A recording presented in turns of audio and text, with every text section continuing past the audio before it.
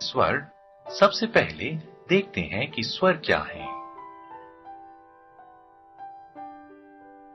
जिन वर्णों के उच्चारण के समय हवा बिना किसी रुकावट के मुख से निकलती है वे स्वर कहलाते हैं। हिंदी में कुल 11 स्वर हैं। तो स्वर वह वर्ण हैं जिनके उच्चारण में हवा बिना किसी रुकावट के मुख से बाहर निकलती है।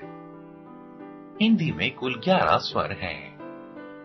यहाँ पर हम देख सकते हैं कि हिंदी भाषा के स्वर हैं अ, आ, इ, ई, उ, ऊ, री, ए, आई, ओ, औ।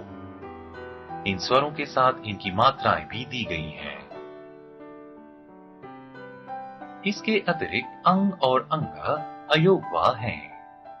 उच्चारण के समय की दृष्टि से स्वर के 3 भेद किए गए हैं। तो यहाँ पर यह बताया गया है कि अंग और अंग अयोगवा हैं और उच्चारण की दृष्टि से स्वरों के 3 भेद हैं।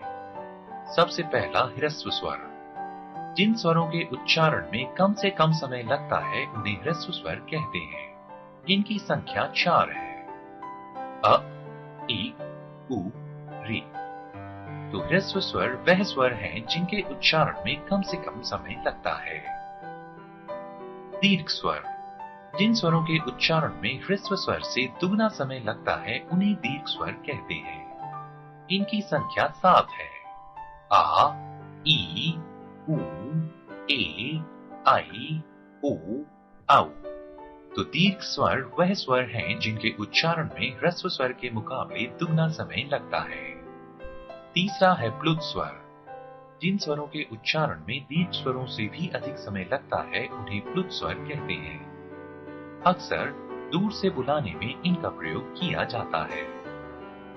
लिखते समय उसी के आगे इस चिन्ह का प्रयोग किया जाता है।